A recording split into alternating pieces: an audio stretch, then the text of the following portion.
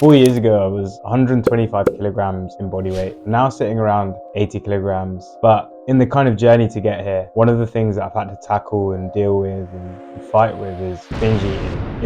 When I first lost weight, I actually yo-yoed around a lot. And because I was so restrictive when I first dieted down, I became quite a bad binge eater. In this video, I hopefully can explain to you how I overcame this kind of issue, and then it can help you on your fat loss journey too, so that you can maintain the fat loss that you do make a lot easier than I did when I first lost the fat. So let's zoom out a little bit. What is binge eating? Binge eating is the overconsumption of food, which is usually snacks like crisps or chocolate, in a very, very short space of time. And it can happen for a number of different reasons. You can probably get stressed and start binge eating. It could be emotional, it could be something that triggers you. It could be just boredom, where every time you're bored, you're like, how do I solve this boredom? Let me just go and eat. It could be loneliness, and it could be a combination of all these things too. It could be that for me, when I was alone, when I was procrastinating at work, when I was bored, these were kind of the triggering situations that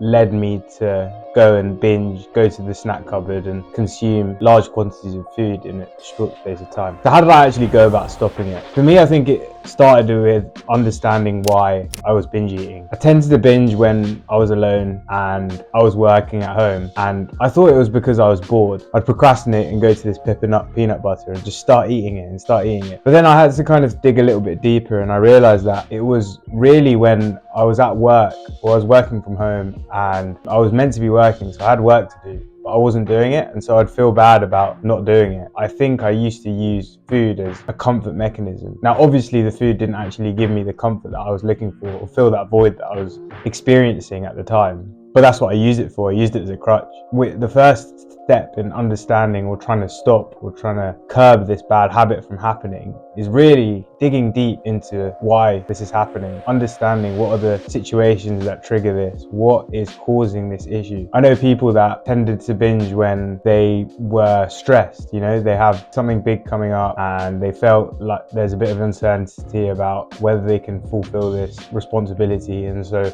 they use food as a crutch to kind of solve that issue. And I think that's most people. I don't think you should blame yourself for that, because I think a lot of people do experience these emotions or experience these feelings, and it's just your way of reacting to it, and it was my way of reacting to it. And I think something that really helped was actually meditating. Check out my video on meditation if that's something you want to learn about. But meditating really made me more aware of these kind of thought loops that were going on around my head, and so I was able to kind of really pinpoint when I was getting these urges and feelings of going to binge, and then I was able to kind of stop that loop, which is the next step in the process. So you've understood why. Now you need to, every time you get that urge, break the loop. You have to acknowledge that urge, you have to accept it, you can't blame yourself for having these thoughts. You're not in control of the thoughts that you have, but it's important that you try and break it and you don't act upon it. And every time that you pass on the urge and you don't act on the thought of going to the snack cupboard and consuming loads of food, and for me it was going to the tub of peanut butter, or at home I have this cupboard where there's loads of like Indian snacks, and I'd go and just smash through loads of it in a really short space of time, or chocolate or whatever. To be fair, I used to eat a lot. Ice cream was another one for me. Every time that you pass on the urge, it's kind of a vote in the direction of the type of person that you want to be, and every time that you make that vote, you're one step closer to kind of breaking through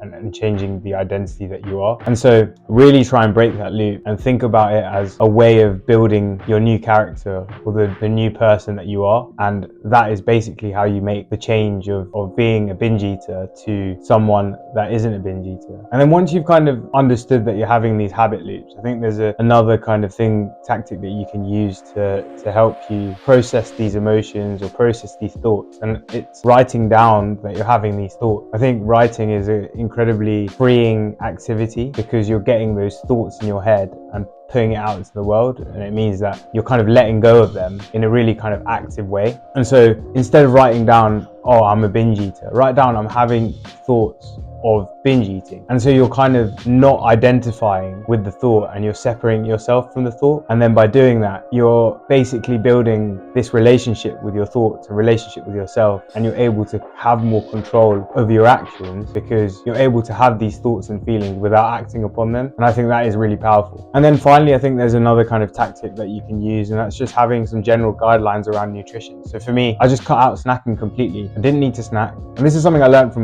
my housemate when I moved out of my home at the moment. I live with my mates for a year, and they had incredible meal hygiene. They just ate their 3 meals a day, and they didn't kind of feel the urge to snack ever, and they just had 3 nice, satisfying meals. And it kind of, by doing that for me, it kind of reduced the possibility of a binge happening, because I would have my satisfying meal, I'd sit down, I would enjoy it, and then I wouldn't snack afterwards. And so there was no kind of initial trigger for me to then go on and uncontrollably eat in a very short space of time. And then whenever you do feel the urge to eat, truly ask yourself, am I feeling hungry? Is my stomach rumbling? Is my stomach feeling empty? Or is this kind of psychological hunger where you're just craving something because of an emotion like stress, anxiety, sadness, loneliness, boredom? And so be really clear about whether you're hungry or not when you're eating, and become really aware of your hunger signal. And then don't be over restrictive with your diet. I have made the mistake of doing this very early on when I first started dieting down and trying to lose fat. And I was very restrictive. I was incredibly disciplined.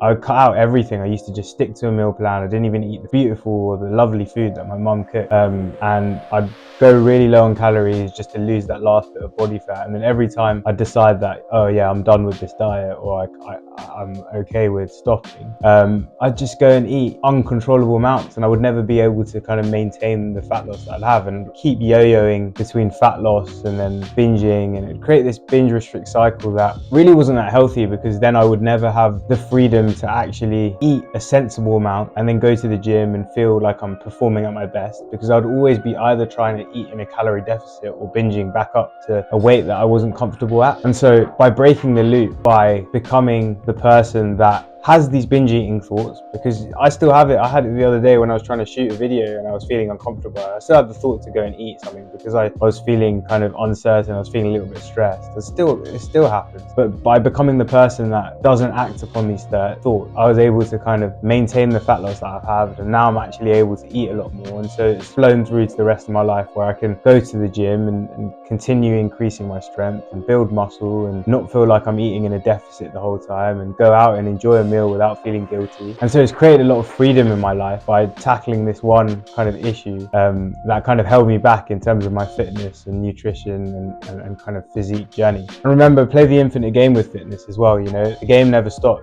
The game isn't to end dieting, but the game is to keep playing. Yeah, you might manipulate calories a little bit, but in terms of the food choices that you're making and being healthy and choosing and having good meal hygiene, all of those things should be constant and should be things that kind of stay with you forever, because fitness is an infinite game. It's a game where the aim of the game is to keep playing. And if you do this, if you truly do this and do the mental work to build your new identity, I promise you that it will flow through to the rest of your life. You'll increase in self-confidence. You'll be able to go and do other things that you weren't confident enough to do before. I mean, I don't think I would have started this YouTube channel if I hadn't lost the weight that I've lost in the past, and it's really helped me a lot. I think having a better relationship with food as well has given me a lot of freedom in terms of I'm not constantly thinking about it. I'm able to explore other passions and other hobbies in my life without having this crippling food focus in my brain. And I think that's why this kind of mental work to overcome binge eating or improving your relationship with food, especially if you're someone that is overweight or has been overweight, can be so powerful. Anyway, that's it from me. I hope you enjoyed watching. I hope you got some value from that. Check out some of my other nutrition videos if you found that enjoyable. And until next time, peace and go get it.